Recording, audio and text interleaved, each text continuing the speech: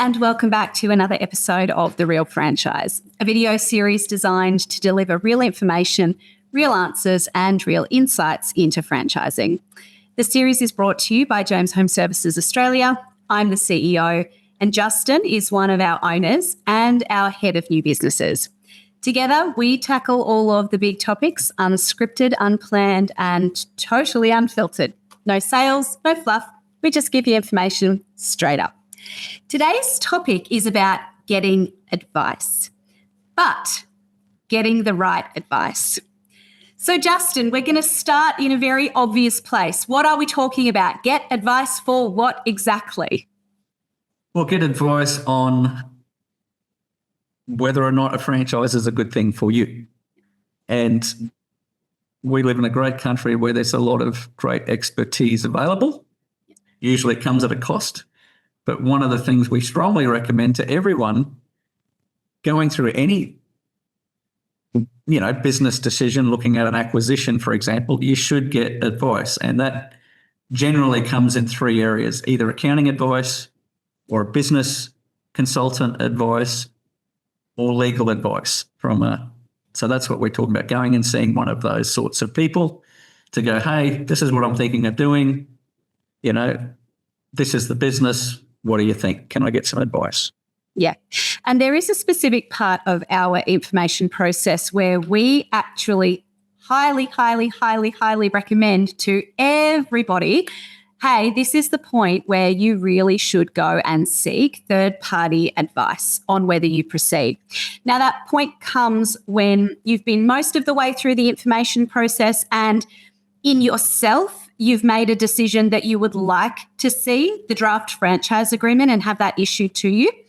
And when we send you that agreement comes with our written guidance that going and getting legal, accounting, or business advice is what we recommend. It is also what the Code of Conduct for Franchising in Australia recommends. So what we do is nothing different to what everybody should be doing. No matter what network you are working with, they should be recommending you to go and seek advice. So we've talked about who you should get advice from, lawyer, accountant, or business advisor. Who shouldn't you get advice from?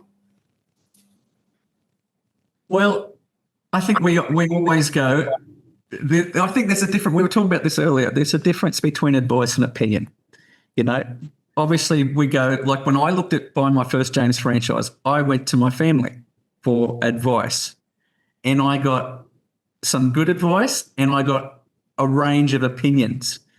And I guess the difference between the two for those watching is, opinions is more of an emotion. It's not necessarily rooted in fact.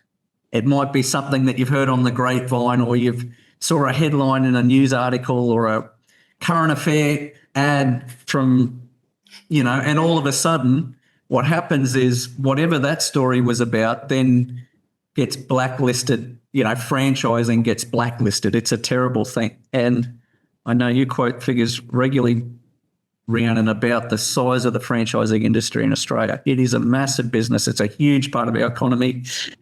It's not the evil thing that some people think. Yes, there have been bad operators in the past, but back to your question, sorry, I think it's highly important that people get good quality advice and independent advice. Yep.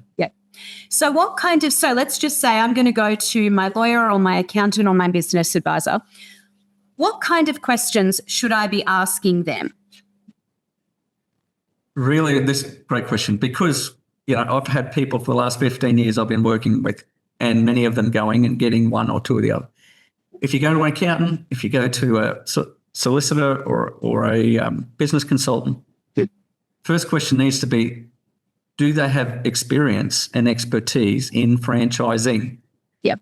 Right? Because... Can I pause you there? Why is it important that they have experience? Because what you're suggesting is that maybe not every accountant is adequately qualified to provide this advice. So why is it important that they do actually have experience in the franchising space? Because it's unique. Franchising is a very different business model. And I guess in one sense, accounting is accounting, but I'm particularly talking about business consultants and solicitors. This is where I've found the challenges in the past. Like a good accountant, if you start asking about the business model and stuff, they're going to say to you, look, I'm an accountant. I'm here to advise on figures and tax, what you can claim, what you can't claim, those sorts of things. A good accountant is going to give you good advice on that. But when you're really seeking information on, what are the, I know when I was looking, I wanted to know what are the hidden little things in the agreement that they can hook me with, or, what am I, if I want out, what does that look like? All those sorts of things. A general lawyer won't understand. And in fact, I had a case not so long ago where one of the people that's actually joined, they're actually one of our star performers in our network now, but they went and saw a lawyer that didn't have franchising experience, right? And it cost them a couple of $1,000s to get the advice. And the things that he was saying, advising them to get taken out of the agreement, and we don't, for anyone listening, we don't change the agreement. Everyone in James signs the same thing. So we're not going to change anything in the agreement. But this lawyer sent a list of about 10 different items, and 8 of those items were things that were taken out of the franchising code. It wasn't our agreement. He was saying, oh, no, you don't want this. But that's part of the code in Australia. Like, it's not a James thing, it's the law. And the code is there. Yeah, the code is there by and large to protect what law refers to as, the smaller party or the party with less influence. And so in franchising, the code is primarily there to set a standard of behaviour for franchisors that protects the interests of franchisees. So, him suggesting to take out things that are in there because our code of conduct suggests we need to have them in there, or doesn't suggest, sorry, it is very black and white about what we need to have in there. There's no suggestion. It does just simply demonstrate a lack of exposure to the franchising sector and just a lack of experience and understanding of how it all does indeed work. So I think that's a really it's a really good example. It highlights that sometimes even advisors don't necessarily have the experience required to advise well when it comes to franchising. So what are some other questions that you might want to ask your advisor? You mentioned before you probably want to ask them, what are the little things? Where are the hooks? You mentioned also you probably want to ask them, if I need to exit or if my circumstances change and I want to exit, what are my options? Are there other high-level questions that people should be asking their advisor? Yeah, them to find. I know through our process we make all the costs clear, but I would be asking your particular legal advisor and I guess your accountant if you've gone to see them, what are the costs that I'm going to incur under this agreement? Yeah, and what they say should match up with what we've already said through the information process. And what I love about just to reverse to your previous question, when people go and see someone who doesn't have experience, you're up for a much bigger bill, right? Because when you go to someone who has experience in franchising, they open our agreement, they go, yep, this is standard, this is standard, this is standard. They go through it and they just highlight the key points for you, right? You need to understand, do you understand this? Do you understand this? This is the cost, this is the fees, this is the get out, this is if you have a disagreement, this is the process by which that goes through, the disagreement resolution process. They will highlight the key points for you very quickly because it's very standard. Whereas an inexperienced person is going to cost you a lot more money because they're going to read it all, charge an hourly rate, then regurgitate it to you instead of going through and highlighting the key points. Yeah. I think the most important thing about going and getting advice is making sure that you're leaving that meeting with a much better understanding of the document that you're about to sign. Unfortunately, it is a hefty document because it is our playbook. It sets out our role and responsibilities and our obligations to our franchisees, and it also sets out our franchisees' roles and their obligations and responsibilities to us. So it's a wonderful thing because it makes it very clear as to how both parties should behave when we are working in partnership. But because there's so much, the scope is so large, the document is large. And so it is important that before you sign any document, 2 pages, 200 pages, doesn't matter. You really need to be understanding what it is that you're signing. And if you don't, the role of your advisor is to set out those elements that you don't understand in plain English for you so that you do. Yep, absolutely. Absolutely. And I think you had an interesting example recently of what we're talking about here. Yeah, I think my example is a really good one to move the conversation into how do you know when what you're getting is advice versus opinion? And opinion is not rooted in fact or evidence. Opinion is a feeling. It's I read this one time or I saw that one time. I've got no real firsthand experience. All my information is gathered third party, and here is my opinion accordingly. And I've got an example that really showcases even sometimes going to an advisor, the wrong advisor, can render you in a situation where you're receiving opinion, not fact. So what happened was one of our potential business owners had gone to their accountant, and the accountant had some questions and had contacted me directly to talk those questions through.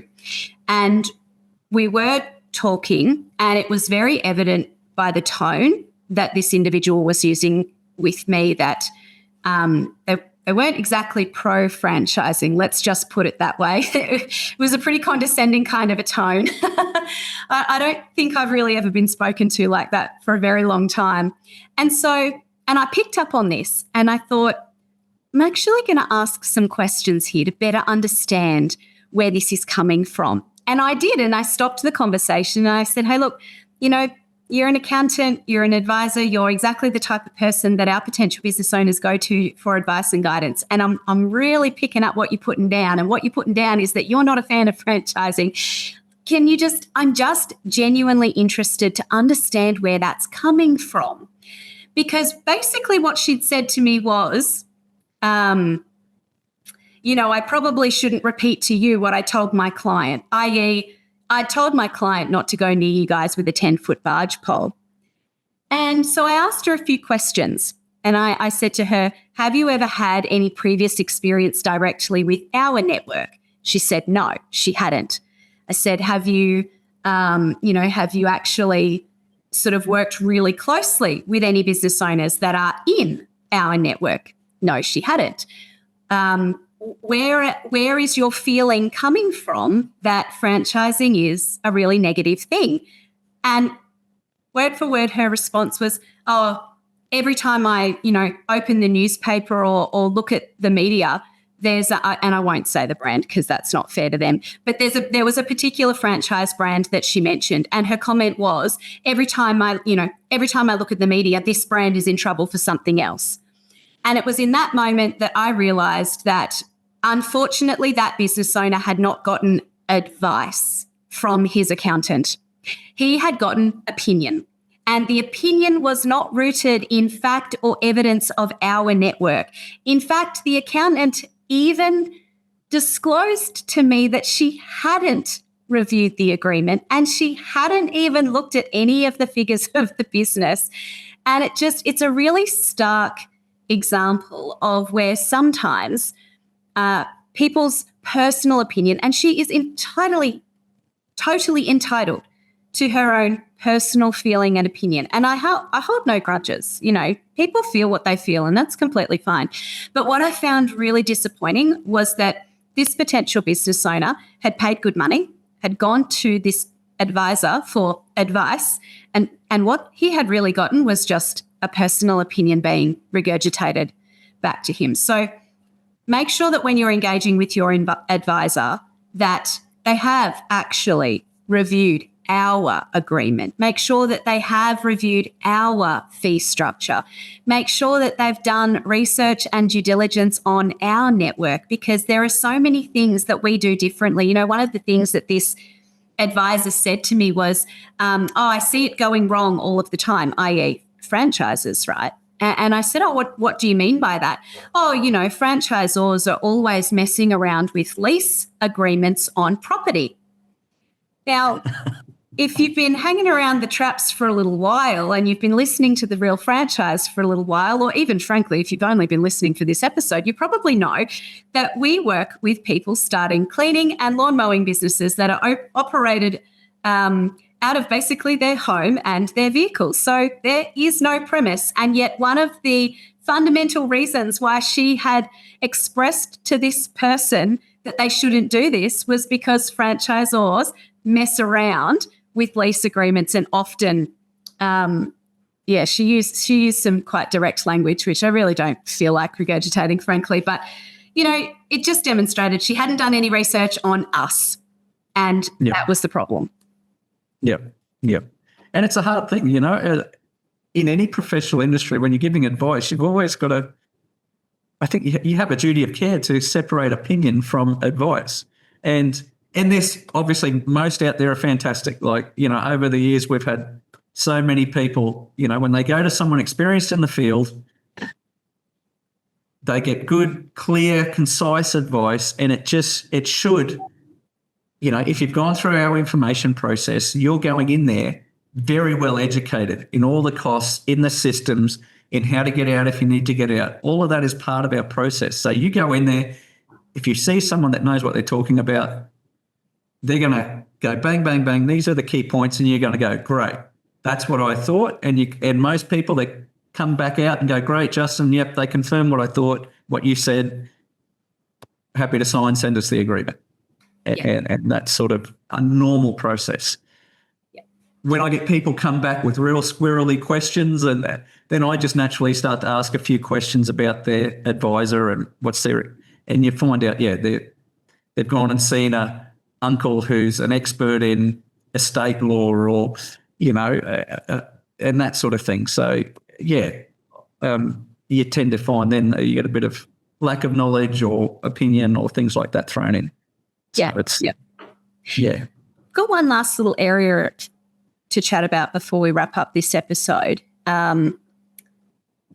Lots of people really rely on friends and family opinion when they're making a decision like this. And that makes total sense. It is a really big decision. You shouldn't be expecting yourself to shoulder this whole decision on your own. It's exceptionally natural, and we encourage that you talk openly with friends and family about what you're doing or what you're thinking about doing so that you can gather intelligence. How do you then manage the intelligence that you gather? Yep. I think the same principle that we're talking about here applies to anything that you ask friends or family about. Like I've got a guy in Southeast Queensland now. He and his wife are joining us in a lawn business, right?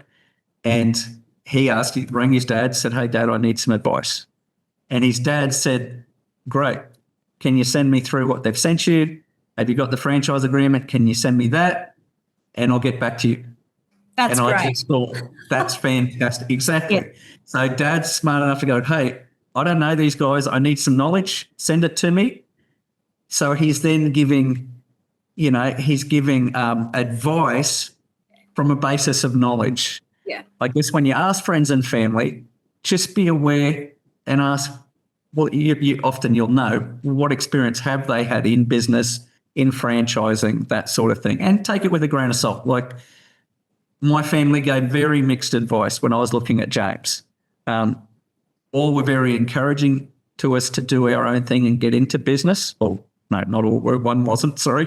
I had one family member that didn't want me to leave my great career and what are you doing and don't be crazy. How can you put your family through that? But, you've got to take it with a grain of salt. But none of them had any experience in franchising. So it was up to us to do a bit more homework and get legal advice and accounting advice, which we did.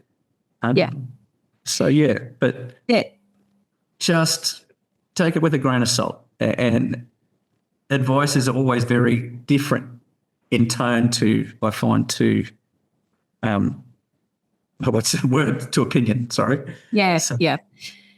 I think ultimately there is no substitute for doing your own research, and going and getting advice from a third-party advisor, legal, accounting, business, you know, if you've done enough research, then their advice really should just confirm what you found out along your research journey anyway. And certainly our information process is designed to highlight all of the main questions that people ask us, all of what traditionally have been called, you know, the curly things or where are the gotchas. Well, there's not a gotcha we don't do gotchas. We tell you that, hey, here are your exit options if you need to exit. And here are the franchise fees, plain and simple. That's what it is. There's no surprises. Our information process is very much designed so that by the time you get to an advisor, there are no surprises. There's nothing that they are telling you that's new news. And that will be strengthened by the quality of and depth of your own research. And there is no substitute for doing your own research. And, you know, when you do your own research and you do enough of it, you can build your own confidence about what your opinion is on this opportunity. And you may decide that it's right for you. You may decide it's not right for you. Your opinion matters. But that opinion that you've built has been based on our information process, on that advice and guidance that you've got from a third party. You know, when you do go to friends and family, their opinion isn't coming from that same knowledge base that your opinion is. So yours is so much more important. And I mean, friends and family, I hope everybody has friends and family that just absolutely support and get behind you no matter what you want to do in this life. I know I'm fortunate enough to have friends and family who believe that everything I do is incredible, and I am so fortunate. But it can be really difficult just to navigate through opinion, advice, professional advisors, family and friends, media. I mean, like, this is the real franchise. We talk about everything. The elephant in the room is that, if I'm really going to be honest about it, pretty much everybody's opinion on franchising is just based on what the media tell us. And the media have a job, and their job is to spotlight things that the general public should know about. But also their job is to make money by doing that. And so if there's a headline in something, they'll run it. And, you know, the franchises that end up in the media, well, obviously they've put a foot wrong, and maybe they should be in the media. That's certainly not our goal. But but a lot of people's opinions really are formed by only how the media represents our industry. And again, that's not our system. That's not us. That's not our leadership. That's not our philosophy. That's, you know, whatever brand they're reporting on. You know, it's not us. Yeah. Yeah. And you see it in everything. It almost makes you cynical. I must be getting older, but, you know, like, you read the press about some policeman did something, and then all of a sudden, you know, everyone's a policeman, whereas, you know, 99% of people in the force are there doing an incredible job, right? And it's the same in our industry, right? There's ones that have stepped out of line, but the vast majority, and particularly in our case, we're here to help people. Our model we only do well if they do well, our business owners. So, you know, it's not, people just need to, you don't hear the great stories. You don't hear the good stories. You hear the people that put the 1%ers is what you're going to hear about in the press. Yep, exactly. And those 1%ers are in everything in life. There is always that small percent, no matter what you're looking at, there is always that small percentage that make poor decisions and draw attention to themselves, always, in everything. Our industry is no different. So I guess that's just another perspective to layer your information search with. Yes. Yeah. Yep. Perfect. I think that is a great place to leave this episode of The Real Franchise. Thank you so much for joining us and listening to this point, and we hope that you join us very soon for the next episode of The Real Franchise.